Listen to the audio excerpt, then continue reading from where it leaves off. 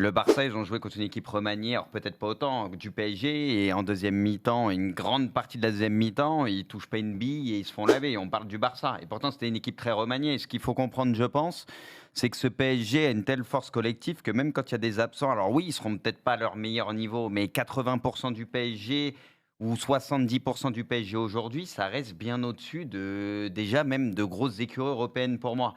Et on l'a vu, et c'est aussi ça que dégage, c'est ce que dégage ce PSG. Ils sont dans les têtes de tout le monde. N'importe qui joue le PSG aujourd'hui, ils se disent, on joue la meilleure équipe du monde.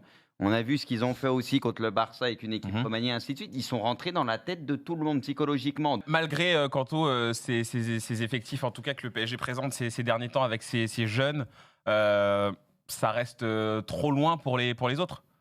Non, non, non, non, évidemment, on le voit tous que Mayulu, que Mbaye, que N'Jantou ont des qualités. Maintenant, peu importe l'équipe de Ligue 1, elle doit quand même prétendre à venir au moins embêter un effectif aussi jeune que celui-là.